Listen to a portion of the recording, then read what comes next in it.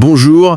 Alors aujourd'hui, on se penche sur la visite officielle du Premier ministre sénégalais, Ousmane Sonko, aux Émirats arabes unis. C'est du 8 au 12 septembre 2025. Tout à fait.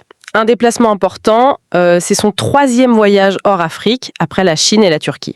Et ça s'inscrit dans un contexte précis pour le Sénégal. Oui, clairement, dans la mise en œuvre du plan Jubanticum, le plan de redressement économique et social. Et puis, ça fait suite à la visite du président Faye en décembre 2024. Donc, continuité au sommet. D'accord. Et il doit rencontrer son Altesse Cheikh Mohammed bin Zayed Al Nahyan, le président des EAU et émir d'Abu Dhabi. C'est du lourd. Absolument. Bon, avant d'analyser tout ça, peut-être un petit rappel rapide sur les Émirats arabes unis. C'est quoi exactement ? Assez remarquable pour la région. Ils ont une politique étrangère qu'on dit souvent pragmatique. Et économiquement, ils ne se sont pas contentés du pétrole. Ah non, loin de là. Grosse diversification. Tourisme, finance, technologie et de plus en plus les énergies renouvelables. C'est vraiment leur pari sur l'avenir. Dubaï, c'est devenu une plaque tournante mondiale, un carrefour entre l'Asie, l'Europe, l'Afrique. C'est ça. Un hub commercial et logistique incontournable. Et puis, il faut voir la population, très cosmopolite. Près de 11 millions d'habitants, mais avec énormément de travailleurs étrangers. Ok. Donc notre objectif aujourd'hui, regarder de plus près les relations Sénégal-EAU, la coopération, le commerce et ce que cette visite peut, apporter de nouveau. C'est exactement ça. On va essayer de décortiquer tout ça. Parfait. Alors, commençons par les forces des Émirats. Qu'est-ce qui fait qu'ils sont un partenaire aussi attractif ? Mais il y a plusieurs choses. D'abord, leur diversification économique, on en a parlé. Ils ont vraiment réussi à aller au-delà du pétrole et du gaz. Le tourisme, l'aviation, la tech, les renouvelables, ils sont partout. Et leurs infrastructures sont souvent citées en exemple, non ? Ah oui, carrément. Des aéroports parmi les plus grands du monde, des ports ultra modernes. On pense à DP World, par exemple, qui gère des terminaux. On y reviendra pour le Sénégal d'ailleurs. Exactement. Et puis, des routes impeccables. Dubaï et Abu Dhabi, ce sont de vrais hubs régionaux. Le tout dans un climat de stabilité politique relative. Ça aide pour les affaires. C'est un atout majeur, oui. Ça attire les investissements étrangers. Et puis, leur position géographique, c'est clé. Un vrai carrefour. Ouais. Sans oublier Dubaï comme destination touristique mondiale. Voilà. Tout ça mis ensemble, ça en fait un acteur très influent et très courtisé. Logique que le Sénégal s'y intéresse de près. Alors justement, regardons les échanges commerciaux. Les chiffres montrent une tendance assez marquée. Oui, les données de 2019 à 2023 parlent d'elles-mêmes. Pour les exportations sénégalaises vers les EAU, globalement, ça monte. On est passé de 34 milliards de francs CFA en 2019 à presque 55 milliards en 2023. Bon, il y a eu un creux en 2020 quand même, 25 milliards seulement. Le Covid, j'imagine. Oui, très probablement. La pandémie a mis un coup de frein partout dans le monde, mais on voit que ça repart dès 2021. Et le Sénégal exporte quoi principalement ? Des matières premières, si j'ai bien vu, acide phosphorique, or. C'est ça, essentiellement des produits bruts. Et c'est là que ça devient intéressant quand on compare avec ce qui vient des Émirats. Ah oui, parce que dans l'autre sens, les importations sénégalaises depuis les OUE, ça explose. C'est le mot. On passe de 89 milliards de FCFA en 2019 à, tenez-vous bien, 373 milliards en 2023. Plus que quadruplé en 5 ans, c'est énorme. Surtout la hausse entre 2020 et 2022. Énorme. Et qu'est-ce que le Sénégal importe ? Principalement des hydrocarbures raffinés, les carburants quoi, et puis des équipements, des machines. Ce qui nous amène à la balance commerciale. Et là, le graphique est assez brutal. Oui, les barres grises ne mentent pas. Le déficit commercial pour le Sénégal se creuse d'année en année. En 2023, on frôle les 320 milliards de FCFA de déficit. C'est pas juste un chiffre, ça. C'est un vrai déséquilibre structurel dans leurs relations économiques. Comment l'explique ce déséquilibre ? C'est assez classique en fait. Le Sénégal achète des produits à forte valeur ajoutée, transformés, notamment l'énergie, et vend des matières premières. C'est un schéma connu, mais là, l'ampleur est significative. Et c'est un enjeu majeur pour les discussions actuelles, j'imagine. Ah, c'est sûr. Réduire ce déficit, ou au moins le maîtriser, ça doit être une priorité pour Dakar dans les négociations avec les Émirats. C'est stratégique. Bien noté. Mais au-delà du commerce, il y a une coopération plus ancienne, plus profonde, qui date des années 70. Oui, tout à fait. Ça a commencé par de l'aide humanitaire et petit à petit, ça s'est transformé en partenariat beaucoup plus stratégique. Le plus visible, c'est sans doute les ports. DP World, l'opérateur émirati. Exactement. Ils gèrent le terminal à conteneurs du port de Dakar depuis 2008. Et surtout, ils construisent le nouveau port en eau profonde de Ndayane. Ça, c'est un projet gigantesque. Quelles sont les implications réelles pour le Sénégal? Ça peut vraiment en faire un hub logistique majeur en Afrique de l'Ouest. Oh que oui. Les implications sont potentiellement énormes. Ndayane, c'est fait pour désengorger Dakar d'abord, mais surtout pour attirer les très gros navires porte-conteneurs qui ne peuvent pas accoster partout. L'idée, c'est de capter une grosse partie du trafic maritime de la sous-région. Donc plus de business, plus d'emplois, plus d'attractivité? C'est l'objectif. Ça positionne le Sénégal comme une porte d'entrée majeure. C'est un investissement lourd, mais c'est un vrai pari sur l'avenir logistique et économique du pays. On voit bien le côté stratégique. Et dans l'énergie, les Émirats sont présents aussi? Oui, ils sont actifs. Ils ont financé, par exemple, des centrales solaires en milieu rural, participé à des projets hydroénergétiques. Et ils soutiennent la transition énergétique sénégalaise. C'est logique, vu leurs propres investissements dans les renouvelables. Il y a aussi des initiatives plus ciblées sur l'économie locale, l'innovation. Le centre Cheikh Mohammed bin Zayed Gizeh et Takar Dakar. Oui, créé en 2019.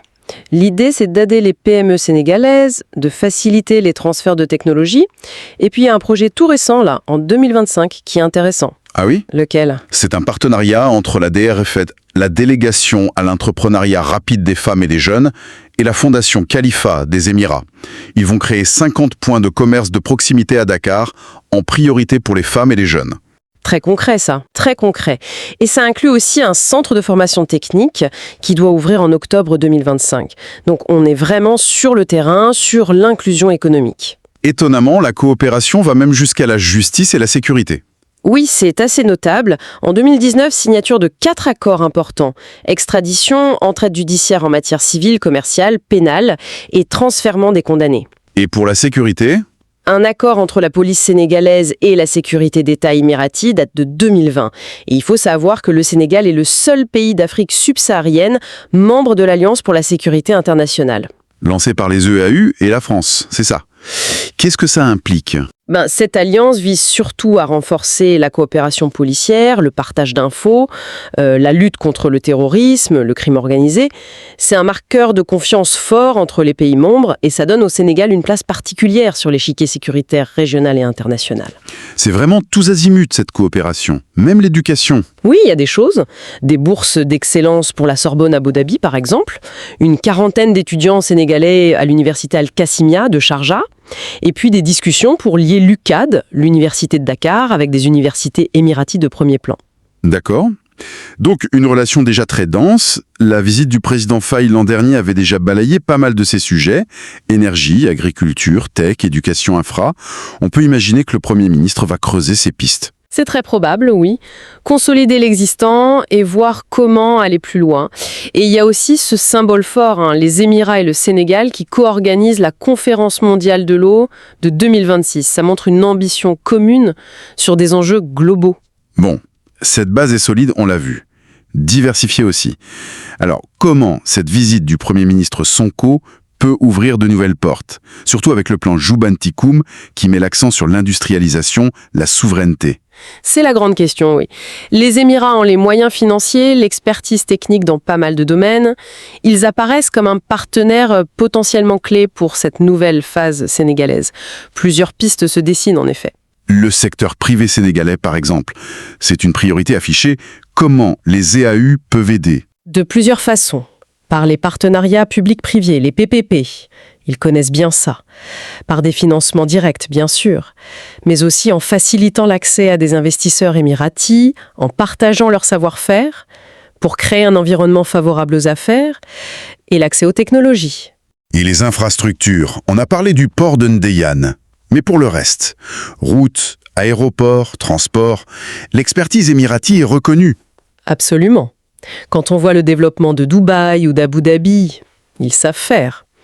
Leurs entreprises de BTP et d'ingénierie pourraient apporter un soutien technique, financier. partager les bonnes pratiques, peut-être même participer à la réalisation des projets sénégalais. On parle aussi de ville intelligente au Sénégal. Est-ce que l'expérience de Dubaï, par exemple, avec ses projets très futuristes, peut servir? C'est une piste, oui. Les Émirats ont beaucoup investi là-dedans. Gestion de l'eau, de l'énergie, transport intelligent. Le Sénégal pourrait s'en inspirer pour ses propres développements urbains. Pas pour copier, bien sûr, les contextes sont différents, mais pour adapter des concepts de durabilité, d'efficience. Et l'énergie alors? Au-delà de ce qui existe déjà.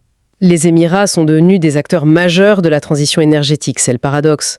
Ils ont une expertise pointue sur le solaire, la gestion des réseaux, l'efficacité énergétique. Le Sénégal peut vraiment bénéficier de ce savoir-faire pour accélérer sa propre transition, optimiser son mix énergétique. Un autre axe fort du gouvernement sénégalais, c'est la transformation locale des produits agricoles. Créer plus de valeur ajoutée sur place. Est-ce que les Émirats, malgré leur climat, peuvent apporter quelque chose là-dessus? C'est moins évident, c'est vrai. Mais ils ont dû développer une sacrée expertise en agro-industrie et en logistique alimentaire pour leur propre sécurité alimentaire. Donc potentiellement oui. Ils pourraient aider à structurer les filières sénégalaises, à monter des unités de transformation, peut-être même ouvrir des marchés pour ces produits transformés via leur plateforme. Pour faire tout ça, il faut des compétences. La formation, le capital humain, ça devient central dans ce partenariat, non? Ah, c'est fondamental. Si le Sénégal veut monter en gamme, il faut les techniciens, les ingénieurs, les managers. Donc oui, on peut imaginer plus d'échanges universitaires, plus de bourses dans des domaines clés comme l'ingénierie, la gestion, les nouvelles tech, les renouvelables.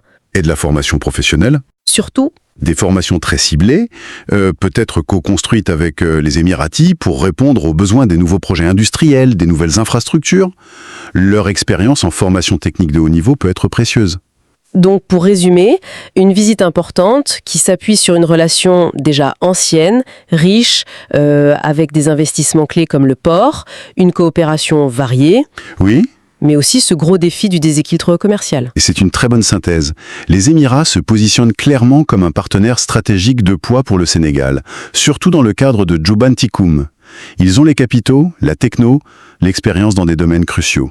Et pour le Sénégal, c'est quoi l'enjeu principal ? Saisir cette opportunité ?